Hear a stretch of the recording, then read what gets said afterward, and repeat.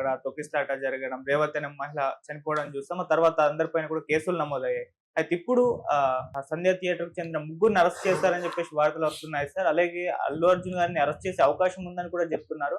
మరి ఎవరెవరు అరెస్ట్ అయ్యారు? మరి అల్లు అర్జున్ గారిని అరెస్ట్ చేసే అవకాశం ఏమైనా కనిపిస్తుందా సార్? ఖచ్చితంగా సంధ్య థియేటర్‌లో జరిగిన ఇన్సిడెంట్ ఏదైతే ఉందో అది మెల్లమెల్లగా అల్లు అర్జున్‌ని మెడకి చుట్టుకునే వైపుగా కనిపిస్తుంది.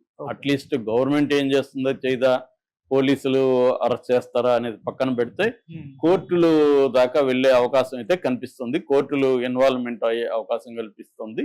అసలు ఈ కేసులో ఇప్పటికి వరకు ఏం జరిగింది? ఎందుకంటే నిన్న ముగ్గురిని అరెస్ట్ చేశారు పోలీసులు, చిక్కడపల్లి పోలీసులు. ఆ ముగ్గురు ఎవరు, వాళ్ళ ఇన్వాల్వ్‌మెంట్ ఎంత, నెక్స్ట్ అల్లు అర్జున్ మీద చర్య తీసుకుంటారా అనేది మనం డిస్కస్ చేద్దాం. సో ఫస్ట్ నిన్న చిక్కడపల్లి ఏసీపీ రమేష్ కుమార్ కానీ, డీసీపీ ఆకాంక్ష యాదవ్ కానీ వీళ్ళిద్దరు కూడా మీడియాతో మాట్లాడారు. వాళ్ళు చెప్పింది ఏంటంటే, ఆ రోజు డిసెంబర్ 4వ తేదీ రాత్రి 9:30 గంటలకి సంధ్యా థియేటర్లో ఈ పుష్ప 2 ప్రీమియర్ షో వేశారు. ఆ సందర్భంగా అల్లు అర్జున్ కానీ, సినిమా నటీనటులు కానీ వస్తున్నట్టు యూనిట్ వాళ్ళు కానీ, ఇటు థియేటర్లు కానీ పోలీసులకి చెప్పనే లేదు. తర్వాత ఎంట్రీ పాయింట్ కానీ, ఎగ్జిట్ పాయింట్లో కానీ సెక్యూరిటీ ప్రైవేట్ మమ్మల్ని పోలీసులకు చెప్పుండాలి. పోలీసులకు చెప్పుంటే మేము సెక్యూరిటీ ఇచ్చేవాళ్ళం. అప్పటికి మేము 200 మంది పోలీసులతో ఆ ఏరియాలో సెక్యూరిటీ ఏర్పాటు చేశాము. అయినా కూడా వీళ్ళు చెప్పకపోవడం వల్ల మాకు అది క్లారిటీ లేదు. వీళ్ళు కూడా ప్రైవేట్ వ్యక్తుల్ని కూడా అక్కడ ప్రైవేట్ సెక్యూరిటీని కానీ, బౌన్సర్లు కానీ పెట్టుండాలి. అది కూడా థియేటర్ యాజమాన్యం పెట్టలేదు. థియేటర్ యాజమాన్యం మాకు ఇన్ఫార్మ్ చేయలేదు, వాళ్ళు పెట్టలేదు. రెండోది, వాళ్ళు కంట్రోల్ చేయలేదు. ఒకే దారిలోనే, అందరూ వచ్చే దారిలోనే వీళ్ళని కూడా వదిలేరు. సో అనేది వాళ్ళు చెప్తున్నది. వీళ్ళిద్దరు డీసీపీ అండ్ ఏసీపీ చెప్పింది ఏంటంటే, థియేటర్ యాజమాన్యాన్ని ప్రధాన తప్పుగా వాళ్ళు చెప్పారు. అందుకని థియేటర్ యాజమాన్యాన్ని అరెస్ట్ చేస్తామని చెప్తున్నారు. థియేటర్ యాజమాన్యం అంటే మొత్తం 8 మంది ఓనర్లు ఉన్నారని చెప్తున్నారు. అందులో సందీప్ అనే ఒక ఓనర్ని అరెస్ట్ చేశారు. తర్వాత సీనియర్ మేనేజర్ నాగరాజు, ఆయన అరెస్ట్ చేశారు. తర్వాత అప్పర్ అండ్ లోవర్ బాల్కనీని చూసే సెక్యూరిటీ మేనేజర్ ఆయన విజయ్ చందర్, వీళ్ళ ముగ్గురిని అరెస్ట్ చేశాము. వీళ్ళ ముగ్గురిని కోర్టు పెట్టాము. వీళ్ళు జ్యుడిషియల్ రిమాండ్ 14 రోజులు జ్యుడిషియల్ రిమాండ్కి కోర్టు అనుమతించింది. ప్రస్తుతం జ్యుడిషియల్ రిమాండ్లో ఉన్నారు. ఇప్పుడు నెక్స్ట్ మేము అల్లు అర్జున్కి కూడా నోటీసులు ఇస్తాము అనేది వాళ్ళు చెప్తున్నమాట. సో అల్లు అర్జున్కి నోటీసులు ఇస్తే అల్లు అర్జున్ కూడా జవాబు చెప్పుకోవాలి. ఎందుకంటే కాజ్ ఏంటి, అల్లు అర్జున్ వెళ్ళితేనే ఇది జరిగింది. యాక్చువల్గా ఆ రోజు చనిపోయిన రేవతి వాళ్ళ హస్బెండ్ భాస్కర్ కూడా ఇలాగే కంప్లైంట్ ఇచ్చాడని పోలీసులు చెప్తున్నారు. అల్లు అర్జున్ రాకపోతే నా భార్య చనిపోయిండేది కాదు, అల్లు అర్జున్ రావడం వల్లే నా భార్య చనిపోయిందని అతను కూడా కంప్లైంట్లో చెప్పాడు. అది వాస్తవం కూడా. ఇప్పుడు అల్లు అర్జున్ రాలేదనుకో ఈ తొక్కిసలాట ఉండదు కదా. అల్లు అర్జున్ పోవడం వల్లే కదా ఈ తొక్కిసలాట జరిగింది. సో దానివల్ల అల్లు అర్జున్ పోయినప్పుడు, అది జరిగినప్పుడు అల్లు అర్జున్ కూడా బాధ్యత ఉంటుంది. ఎందుకంటే నేను వెళ్ళినప్పుడు తొక్కిసలాట ఏమన్నా జరుగుతుందా అనేది అల్లు అర్జున్ ఆలోచించుండాలి, వాళ్ళ సెక్యూరిటీ టీం ఆలోచించుండాలి, వాళ్ళు పోలీసులకు ఇన్ఫార్మ్ చేసన్నా ఉండాలి, లేదా మేనేజ్మెంట్తో మాట్లాడాలి. మేము ఇట్లా వస్తున్నాం, మాకు సెక్యూరిటీకి సంబంధించి ఏంటి, పబ్లిక్ అక్కడ జనం ఎలా ఉన్నారు, మేము వస్తే ఏ రకమైన ప్రాబ్లమ్స్ ఉండొచ్చు, ఇవన్నీ మాట్లాడుకొని రావాలి. ఇష్టం వచ్చినట్టుగా వచ్చేసి ఒక ప్రాణం పోవడానికి ఇంకొక బాబు ప్రాణం కొట్టుమిట్టాడుతుంది, ఇంకా కూడా అది ఇంకా ఫైనల్ కాలేదు, కానీ ఆశాజనకంగా ఉందని నిన్న ఏసీపీ రమేష్ కుమార్ చెప్తున్నారు. నిజంగానే ఆశాజనకంగా ఉందా, వీళ్ళు ఊరికే చెప్తున్నారా తెలియదు మనకి.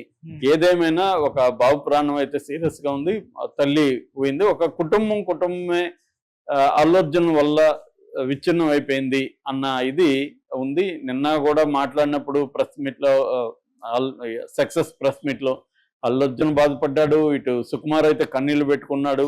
నేను 6 ఏళ్లుగా ఈ పుష్ప సినిమా మీద పనిచేస్తున్నాను, 6 ఏళ్లలో నేను ఒక ప్రాణాన్ని కూడా కాపాడలేను కదా, ఒక ప్రాణం కూడా సృష్టించలేను కదా ఎన్నేళ్ళైనా, కానీ నా వల్ల ఒక ప్రాణం పోయిందంటే నాకు బాధగా ఉంది అని అతను కూడా మాట్లాడాడు, కన్నీళ్లు పెట్టుకున్నాడు.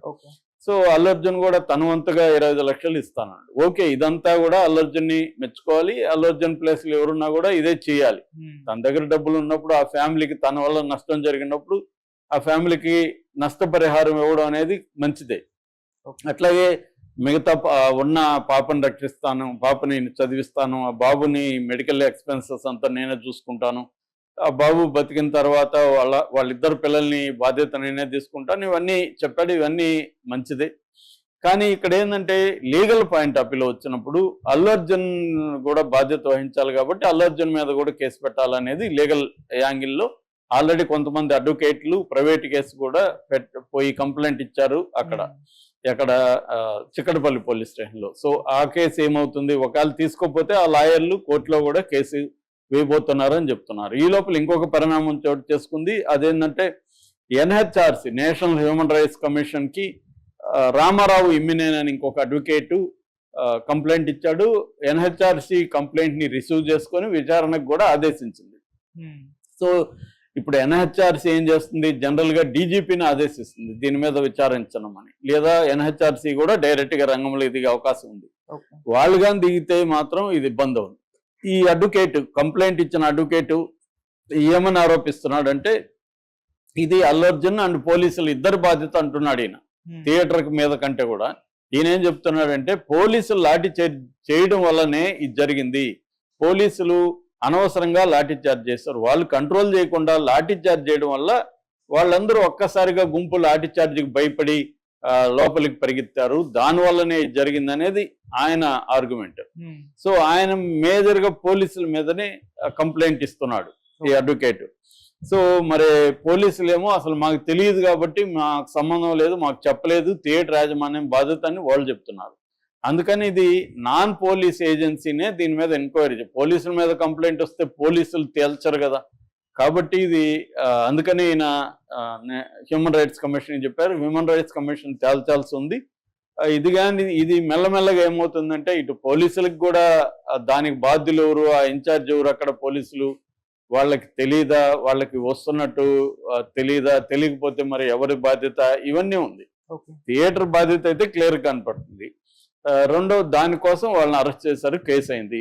కేసు కూడా 105 అండ్ 118 BNS భారతీయ న్యాయ సంహిత కింద పెట్టారు. 105 అంటే మరణానికి కారణం అవడం, హత్య కాదు కానీ ఒక వ్యక్తి మరణానికి కారణం అవ్వడం కూడా సీరియస్ గానే 5 నుంచి 10 ఏళ్ళు జైలు శిక్ష పడే అవకాశం ఉంది. అట్లాగే 118 ఈ రెండు అంటే అలజడులు జరగడానికి ప్రేరేపణ అవడం, ఈ రెండు సెక్షన్ల కింద కేసు పెట్టారు. సో ఇది సెక్షన్ కింద ఇప్పుడు వీళ్ళు కానీ అల్లు అర్జున్ థియేటర్ల యాజమాన్యాన్ని మాత్రమే బాధ్యులను చేస్తే ఎవరు కూడా ఒప్పుకోరు. ఎందుకంటే అల్లు అర్జున్ బాధ్యత ఉందనేది కూడా ఇప్పుడు అందరూ డిస్కస్ చేస్తున్నారు. అల్లు అర్జున్ డబ్బులు ఇచ్చాడా లేదా అనేది అది సమస్య కాదు. ఇప్పుడు నేనేదో ఒకరిని చంపేసి నేను డబ్బులు ఇస్తానంటే చట్టం ఒప్పుకోదు కదా. చట్టం ఏంటంటే చట్ట ప్రకారం శిక్షించి పనిష్మెంట్ వేయమని చెప్తుంది. ఆ యాంగిల్లో అల్లు అర్జున్ కూడా ఇది ప్రాబ్లం అవుతుంది. కానీ పోలీసులు మాత్రం కేసు పెట్టినట్టుగా కనబడలేదు. నోటీసులు అయితే ఇస్తామంటున్నారు. మళ్ళీ అల్లు అర్జున్ పేరు కూడా దాంట్లో యాడ్ చేస్తారా, మరి వీళ్ళని అరెస్ట్ చేసినప్పుడు అల్లు అర్జున్ ఎందుకు అరెస్ట్ చేయలేదనే క్వశ్చన్ కూడా వస్తుంది.